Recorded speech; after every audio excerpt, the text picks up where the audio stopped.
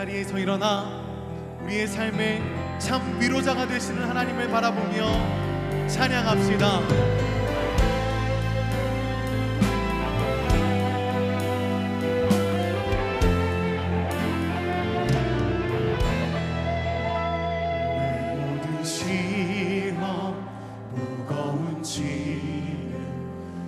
예수 앞에 아뢰이며 근심의 쌓인 날 돌아보사 내 근심 모두 만드시네.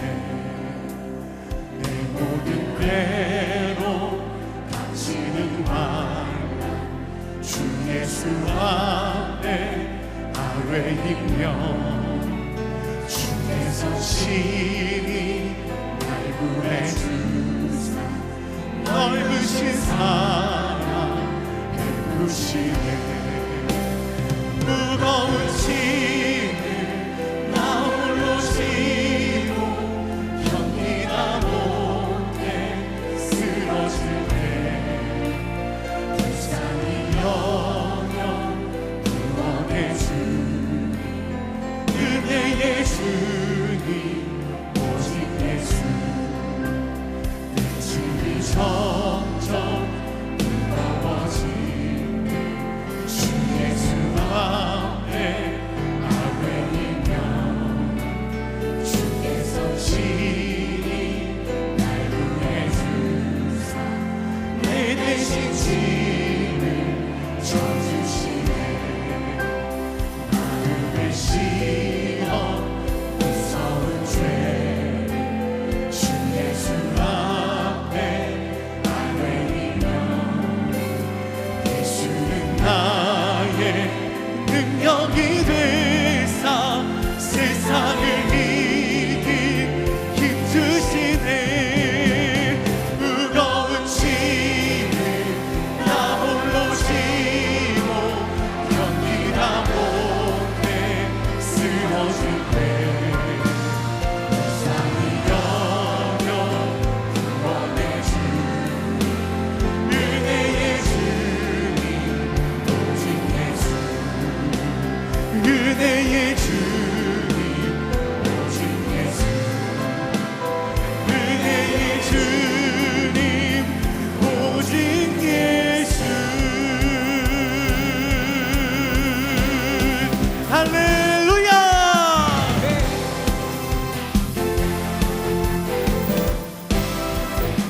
우리의 참 기쁨 되시며 구원 되시는 주님을 박수치며 기쁘게 찬양합시다.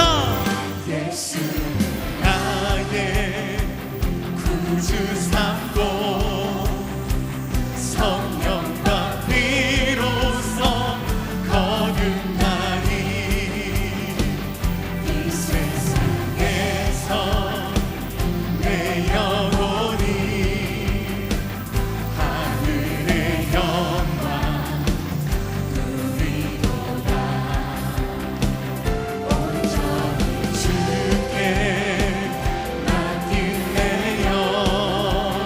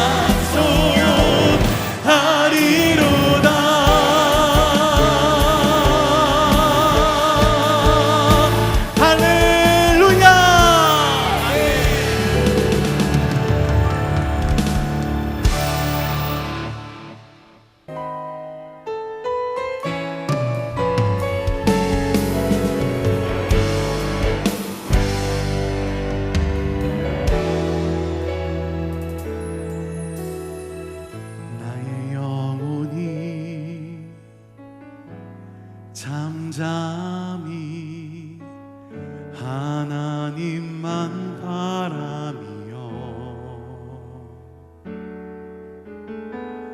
나의 구원이 그에게서 나는 도다.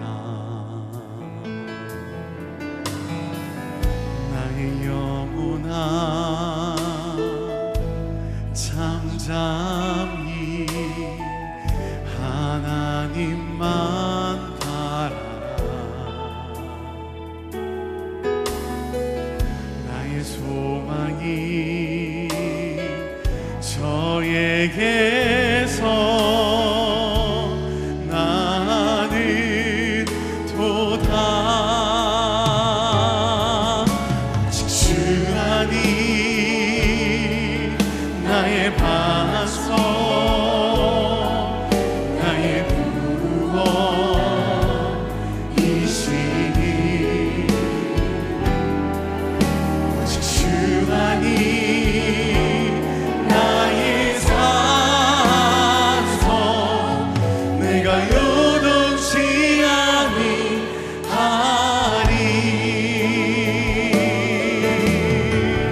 나의 영혼이 간절히 여호와를 갈망하며 나의 입술이 여호와를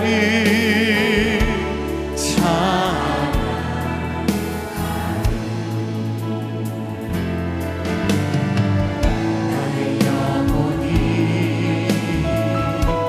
즐거이 여호와를 따르리니 나의 평생에 여호와를 송축하리.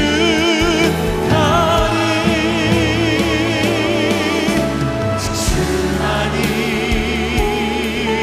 나의 반석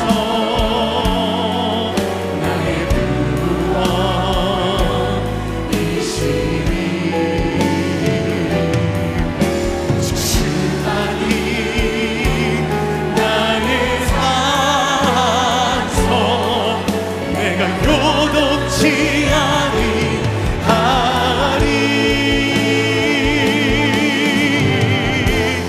나의 구원 나의 영광 하나님께 있으니 내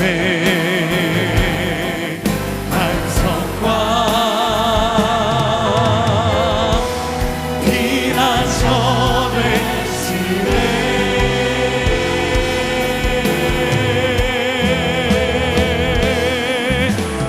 주만이 나의 반석 나의 구원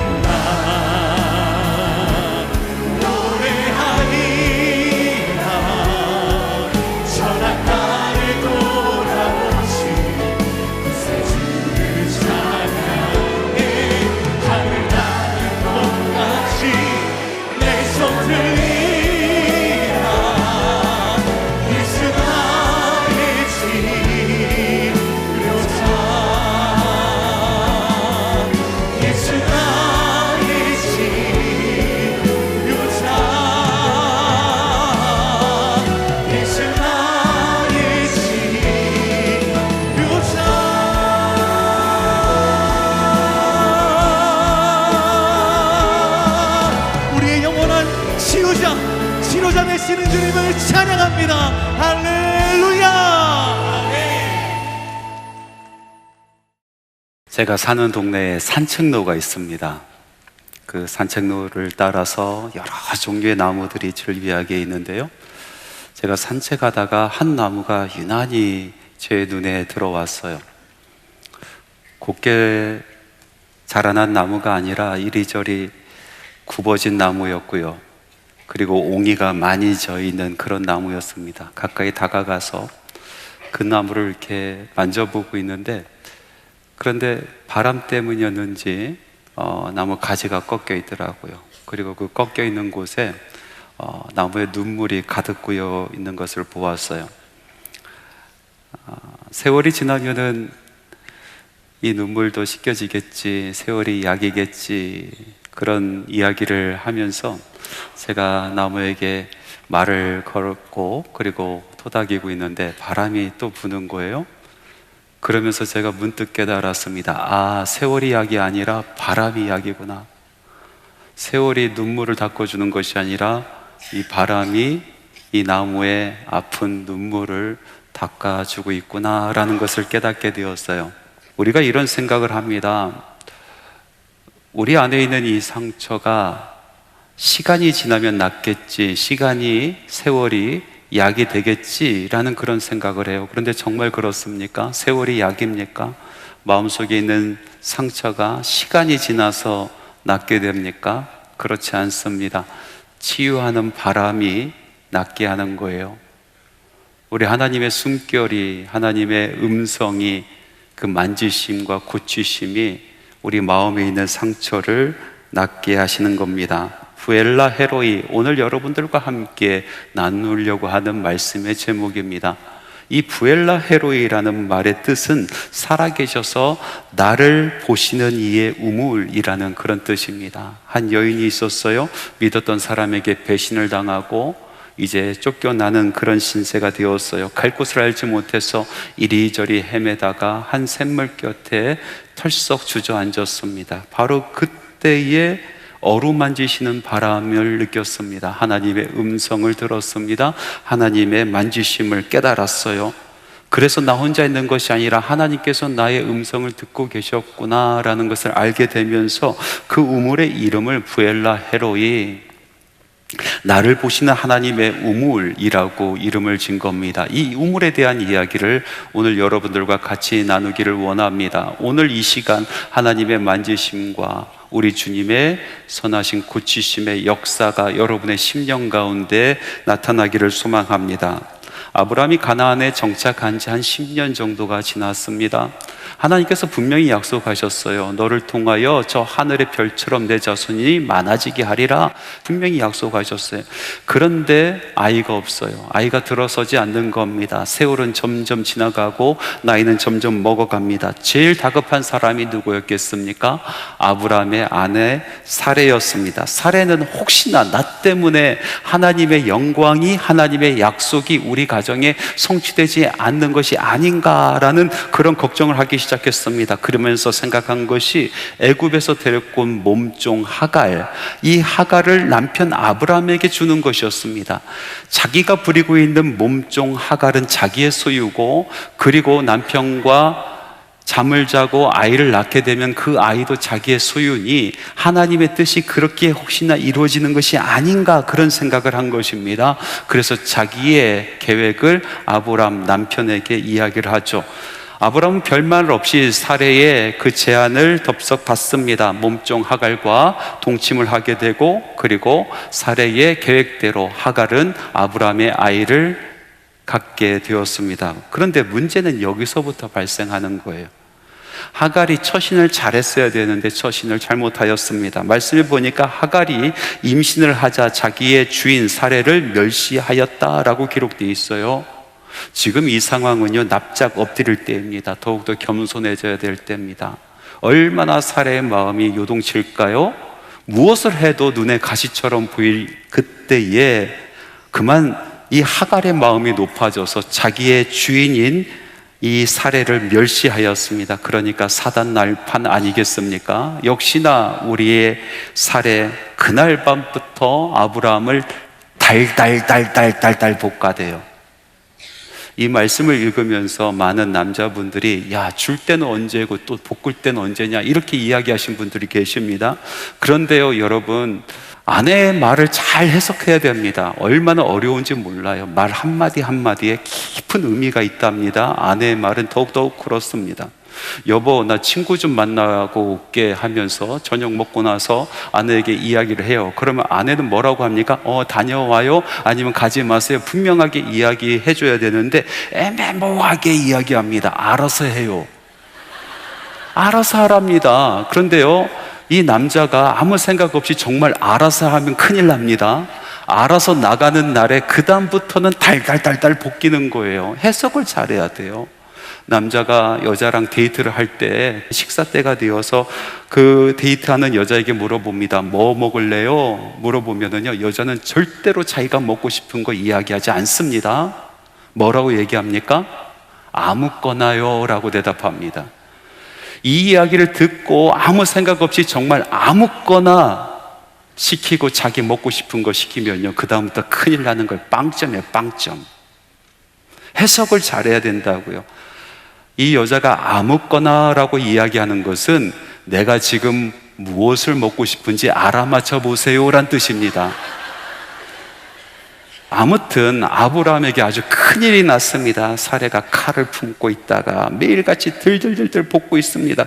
결국 인내심 많았던 아브라함도 두 손 다 듭니다. 그리고 이렇게 이야기합니다. 당신의 여종이니 당신 마음대로 하세요. 무슨 얘기입니까? 아브라함이 하갈을 포기한 거예요. 자기 아이를 임신한 하갈을 버린 겁니다. 그랬더니 사레가 그날로부터 하갈을 학대하기 시작합니다. 하갈은요, 하루하루 사는 것이 지옥 같았어요. 더 이상 그 집안에 있을 수가 없어요. 그래서 임신한 몸을 이끌고 도주합니다. 뛰쳐나왔지만 마땅히 갈 곳이 없어요. 그래서 광야에서 이곳저곳 헤매고 다닙니다. 힘이 빠지고 목은 마르고 한 샘물 곁에 털썩 주저앉게 되었습니다. 바로 그때 하나님께서 이 하갈에게 찾아와서 말씀하시는 겁니다. 하갈의 마음을 위로해 주시는 것입니다. 하갈아, 너는 어디서부터 와서 어디로 가느냐? 하갈이 대답합니다. 내 주인의 집에서 도망하였으나 갈 곳이 없나이다. 하갈아, 내 주인에게로 돌아가라. 그리고 그에게 복종하라. 그리고 그 다음 말씀, 우리 하나님께서 너무나 중요한 말씀을 해주시고 계십니다. 창세기 16장 10절에서 11절 말씀입니다. 우리 같이 한번 읽어보겠습니다.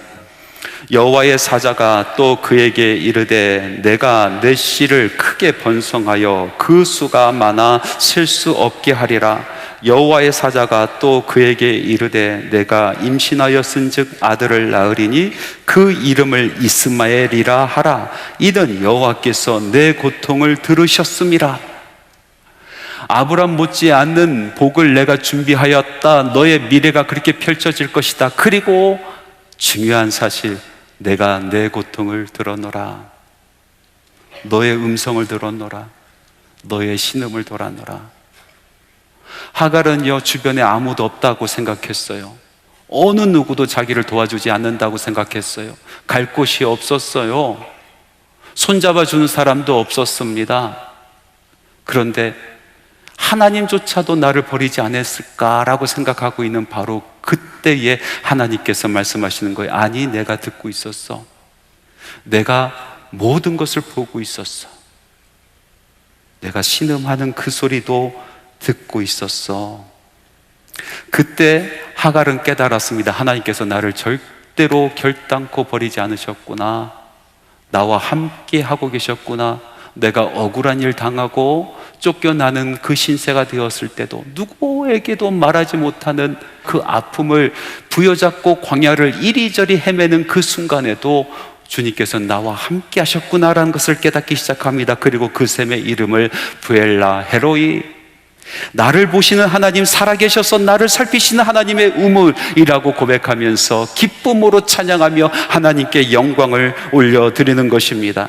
여러분, 버림받아 보셨습니까? 사랑하는 사람에게 배신당해 보셨습니까? 마음의 상처가 얼마나 큽니까? 버림받아서 뛰쳐나오는데 갈 곳이 없습니다. 마음의 상처 안고 살아가자니 너무나 억울합니다. 벙어리 냉가슴처럼 아무에게도 말할 수가 없습니다. 사람에게 받은 상처이니 사람의 위로가 정말 위로가 되겠습니까? 그래서 세월이 약이려니 하면서 상처 끌어안고 살아갑니다. 그런데 여러분, 정말로 세월이 약이 됩니까? 여러분, 정말 시간이 약이 됩니까? 그렇지 않습니다. 상처를 어루만지신 하나님의 역사하심이 약이 되는 것입니다.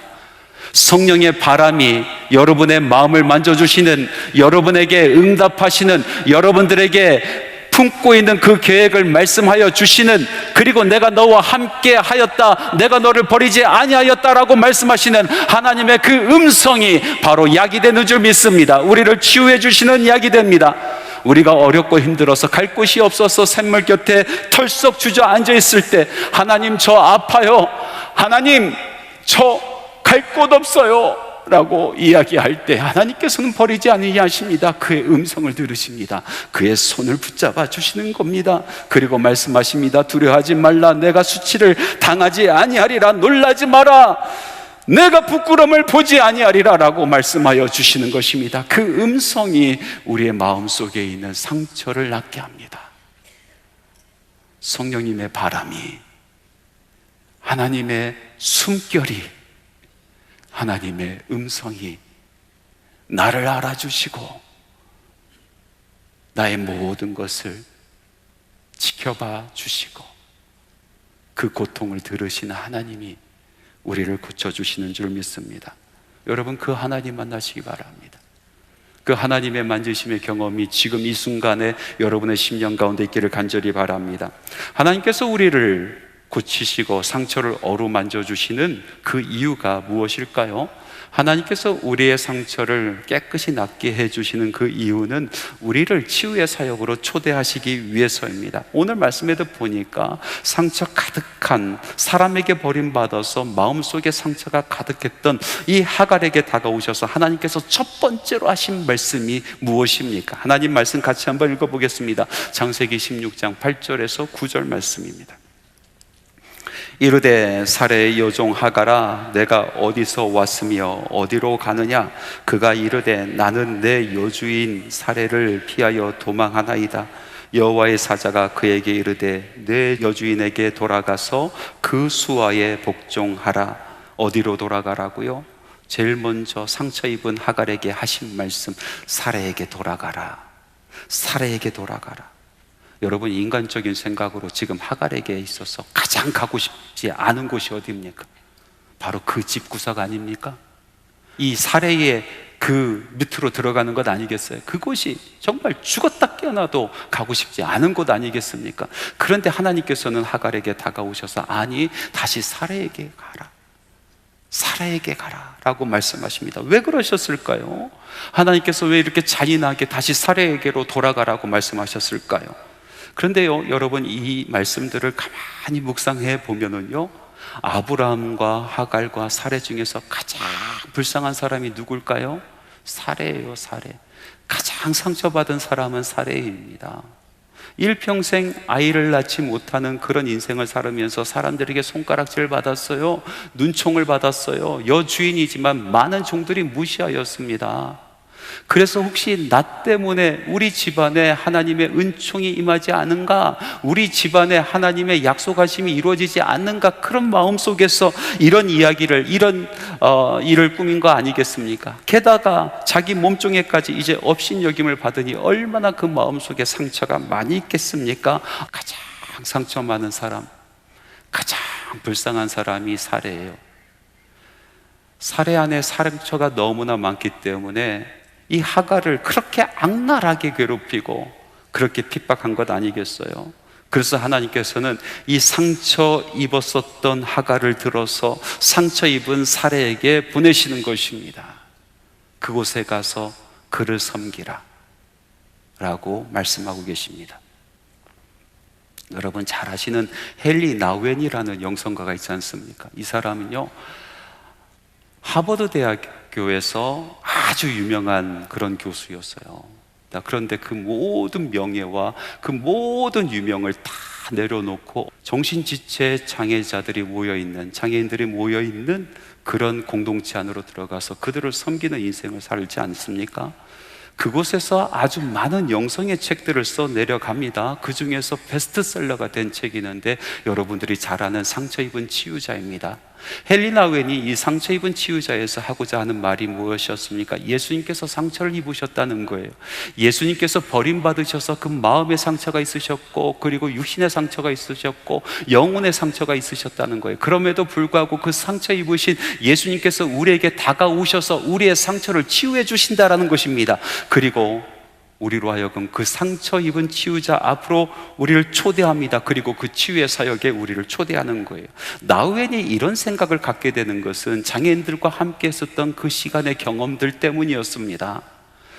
장애인들과 함께 하면서 헨리 나우엔이 맡았던 사람은 아담이라는 사람이었어요. 정말로 중증의 환자였습니다. 다른 사람의 손길이 없이는 밥을 혼자 먹을 수 없고 세수도 혼자 할 수 없는 그런 사람이었어요. 그 아담이라는 사람을 나우엔이 케어하면서 또 보살피면서 얼마나 노력을 많이 했는지 몰라요. 한 번도 다른 사람들에게 물 한 잔 떠주지 않았었던 나우엔이 그 아담이란 사람, 움직이지도 못하는 그 아담이란 사람을 얼굴을 씻겨주고 밥을 먹여주는데 얼마나 서툴렀겠어요. 그러니까 하루는요, 참다 못해서 아담이 소리를 펄럭 지르면서 당신은 내가 만난 사람 중에서 the worst, 최악의 사람이라고 소리를 바락바락 질러요. 얼마나 자존심 상했는지 몰라요. 그런데 이 아담을 케어하면서 헨리 나우엔이 아담 안에 있는 상처를 보기 시작하는 거예요. 얼마나 험악한 세월을 지내왔는지, 얼마나 사람들에게 버림받았는지, 얼마나 사람들에게 안 좋은 소리를 듣고 살았는지 그 마음속에 있는 상처가 가득 있는 것을 보기 시작을 합니다. 그런데 놀라운 것이 뭔지 아십니까? 아담의 상처를 깨달으면 깨달을수록 자기도 동일한 상처가 자기 속에 있다는 것을 알기 시작을 하는 거예요. 그 사람 안에 있는 상처가 내 안에 있는 것을 깨닫기 시작을 합니다. 더 놀라운 것은 뭔지 아십니까? 그를 보살피고 케어하고 그를 섬기면 섬길수록 자기 안에 있는 상처들이 치유되는 경험을 했어요. 이 말은 무엇입니까? 상처받은 우리가 상처받은 사람 안에서 그를 섬길 때에 우리의 상처가 치유된다는 얘기입니다. 상처 입은 하갈이 상처 입은 사라에게 가서 그를 섬길 때에 온전히 치유함을 얻을 수 있다는 말 아니겠습니까? 그런데 문제는 뭔지 아십니까? 우리의 상처로 인해서 다른 사람들이 더 아파질 수 있다는 것입니다. 예수님의 상처는 우리에게 다가왔을 때 우리에게 치료의 약이 되지만은 우리의 상처는 다른 사람에게 가시가 될 때가 있다는 것입니다. 대부분 사람들은 상처 입으면은 다른 사람에게 가시가 됩니다. 그 상처가 치유되지 않는 이상 가시가 되는 것입니다. 가슴에 상처 있는 사람들, 그 상처가 많은 사람들 가까이 다가가기가 힘들지 않습니까? 말 한마디 건네기가 너무나 힘이 들어요. 오해할까봐, 또 다른 상처를 입을까봐, 아니 그 사람이 나에게 상처를 줄까봐 다가가기가 너무나 힘들지 않습니까? 한 사람이 저를 찾아왔어요. 그러면서 다짜고짜 이렇게 이야기합니다. 목사님께서 하시는 설교 말씀에 내 얘기가 많이 나오던데 분명히 어떤 사람이 목사님께 내 얘기 한 것 같은데요, 그러는 거예요. 마음속에 있는 상처가 가득하니까 무슨 얘기를 해도 자기 얘기처럼 들려요. 지금 이 순간에도 이 얘기하면서 혹시 목사님께서 내 얘기하고 있지 않은가 그런 생각하시는 분들 계시다니까요. 마음에 있는 상처, 그거로 인해서 정말 다른 사람들에게 가시가 되어서 찌르는 사람들이 너무나 많이 있습니다. 어떤 사람은 그 상처가 치유받아서 다른 사람들을 끌어안을 수 있는 사람이 되고, 어떤 사람은 그 상처가 가시가 되는 사람이 있단 말이죠. 여러분의 모습은 어떻습니까? 여러분의 상처는 어떻습니까? 이 세상 살아가는 모든 사람, 이곳에 앉아있는 모든 사람, 여러분들은 다 상처가 있는 사람들이잖아요. 그런데 어떤 사람은요, 그 상처가 정말 하나님의 만지심과 치유심으로 말미암아 새살이 돋아나고 다른 사람들을 넉넉히 품을 수 있는 상처 입은 치유자의 모습으로 그렇게 바뀐 사람이 있는가 하면, 어떤 사람은 여전히 그 상처 끌어안고 가시가 되어서 다른 사람 아프게 하는 사람도 있다라는 것입니다. 어떻게 하면 우리가 상처 입은 치유자, 우리 예수님처럼 상처 입은 치유자가 될 수 있을까요? 오늘 말씀을 보니까 하나님께서 상처 입은 하갈에게 제일 먼저 하신 말씀이 사례에게 가라는 거예요. 사례에게 가라. 가서 뭐 하라고 합니까? 종으로 섬기라는 것입니다. 정확하게 표현하면 복종하라고 얘기합니다. 여러분, 복종을 어떻게 할 수가 있어요? 어떻게 해야 우리가 복종이 가능할까요? 우리가 죽을 때 복종할 수 있는 거예요. 우리가 죽을 때 복종할 수 있는 거예요. 예수님은 그 많은 상처를 그 마음에, 그 육신에 지고 있음에도 불구하고 상처 입은 치유자로 우리에게 다가오신 그 이유는, 예수님의 그 상처는 완전히 복종함으로 말미암아 깨끗이 나았기 때문에 그렇습니다. 하나님 아버지에게 완전히 복종하셨습니다. 자기의 뜻을 내려놓고 자기의 의지를 내려놓고 죽기까지 복종하셨어요. 죽기까지 복종하시는 그 예수님의 상처를 하나님께서 끌어안으셨습니다. 고치셨습니다. 낫게 하여 주셨습니다. 부활케 하십니다. 그런데 우리는 어떻습니까? 우리의 상처는 어떻습니까? 우리는 죽으려고 하지 않습니다. 내가 왜 죽어? 내가 왜 이 꼴을 당해야 돼? 내가 뭐가 부족해서 이런 대우를 당해야 돼? 하나님께서 맡기신 그 사역 가운데서도 절대로 죽지 않습니다. 하나님께서 맡겨주신 그 사람들 앞에서 절대로 한 번도 죽지 않습니다. 심지어는 하나님 앞에서도 죽지 않습니다. 죽지 않고 어떻게 해서든지 살려고 이를 바락바락 깔면서 아둥바둥 살아갑니다. 그렇게 분노하고 억울해하는 그 심령의 상처들은요, 가시가 됩니다. 세월이 지나도 가시인 거예요. 10년, 20년, 30년 지나도 그것은 다른 사람 상하게 하는 가시로 남아있게 됩니다. 죽지 않으면요. 사도 바울 아시죠? 사도 바울만큼 일평생 억울한 일 당한 사람이 어디 있겠습니까? 나쁜 일 하다가 욕먹는 거 괜찮잖아요. 성실하게 살지 못하고 게으르게 살다가 다른 사람들에게 손가락질 받는 거 괜찮잖아요. 근데 사도 바울은 착한 일 하고 선한 일 하고 하나님의 복음을 위해서 일평생 살아가고 아침부터 저녁까지 수고를 끊이지 않게 하나님 앞에 충성을 다했었던 사람, 사람들의 영혼을 끌어안고 기도하는 사람, 그 영혼을 위해서 밤낮을 고민하면서 애타했었던 그런 사람 아니었겠어요? 그런데 그런 사도 바울에게 사람들은 욕을 했어요. 그런 사도 바울에게 협박했습니다. 돌을 던졌습니다. 죽게 만들었어요. 사도 바울의 그 10년간의 상처가 얼마나 많이 있었겠습니까? 얼마나 아팠겠습니까? 그런데 그 사도 바울 10년 가운데 그 마음속에 있는 상처는 상처가 아니라 다른 사람들을 넉넉히 품을 수 있는 마음이 되어 있는 것입니다. 가시가 아니라 영혼들을 부여잡고 울며 기도할 수 있는 그런 마음이 되어 있는 것입니다. 왜 그럴 수 있었습니까? 그는 매일같이 죽었기 때문에 그렇습니다. 매일같이 그는 죽고 예수 그리스도께서 사셨기 때문에 그렇습니다. 사도 바울은 고백합니다. 형제들아, 내가 그리스도 예수 우리 주 안에서 가진 바 너희에 대한 나의 자랑을 두고 단언하노니 나는 날마다 죽노라. 주님 앞에서, 그리스도 앞에서 날마다 죽는 사람, 하나님께서 맡기신 그 사람들 앞에서 매일같이 죽는 사람, 하나님께서 맡겨주신 그 사역 안에서 매일같이 죽는 사람, 성령께서 찾아가십니다. 성령께서 만져주십니다. 성령께서 고쳐주십니다. 성령께서 온전케 해주시고 성령께서 힘을 주시는 것입니다. 바로 그 사람이 상처 입은 치유자로 다른 사람에게 보냄을 받는 사람이 되는 것입니다. 산책 중에 상처 입어서 눈물을 흘리고 있는 이 나무를 바라보면서 야, 세월이 약이 아니라 바람이 약이구나 라고 깨닫고, 그리고 저는 다시 산책길을 이어갔습니다. 집으로 돌아가는 길 내내 저는 바람을 생각했어요. 가만히 생각해 보니까 이 바람도 상처가 참 많았어요. 이리저리 날아다니며 부딪히고 깨지고 찢어지고 갈기갈기 찢어진 상처 많은 바람이었어요.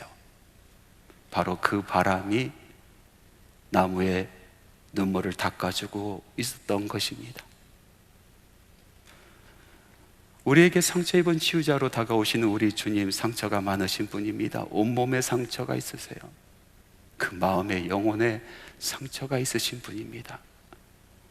상처 많으신 우리 주님께서 두 팔 벌려 우리를 기다리십니다. 상처 입은 우리를 꼭 끌어안아 주십니다. 다독여 주시며 말씀하십니다. 상처 입은 하가라, 사례에게로 가라. 사례에게로 가라.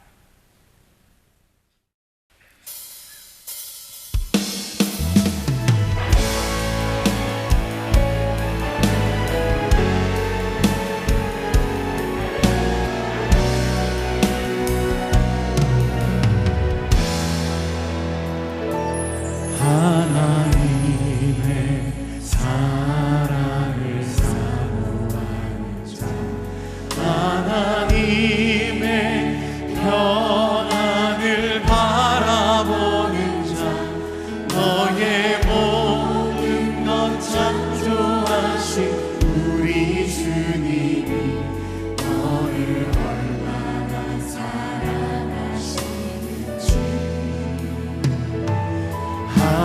하나님께 찬양과 경배하는 자, 하나님의 선하심을 닮아가는 자, 너의 모든 것 창조하신 우리 주님이 너를 찾아 삼으셨네. 하나님 사랑의 눈으로 너를 어느 때나 바라보시고 하나님 인자한 귀로서 언제나 너에게 기울이시니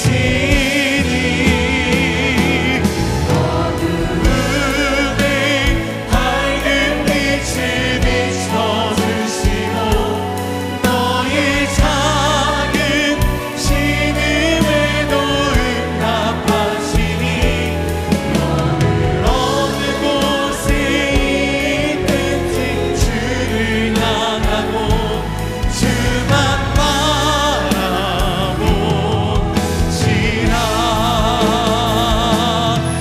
하나님 사랑의 눈으로 너를 어느 때나 바라보시고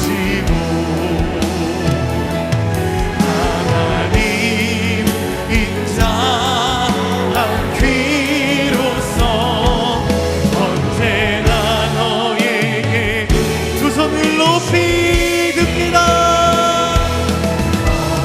어둠에 밝은 빛을 비춰주시고 너의 작은 신음에도 응답하시니 너는 어느 곳에 있든지 주를 향하고 주만 바라보시라.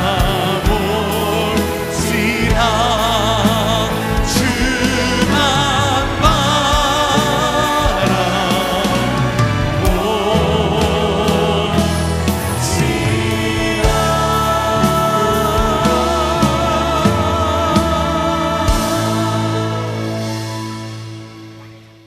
예수 그리스도의 은혜와 하나님의 사랑하심과 성령님의 교통하시고 바람처럼 다가와 위로하심이 주님의 전에서 눈을 들어 하늘 보고 살아계신 하나님의 이름을 부르는 주님의 사랑하는 자녀들의 심령 위에와 가정 위에, 사업 위에, 직장 위에, 일터 위에 지금부터 영원토록 함께 하시기를 간절히 축원하옵나이다.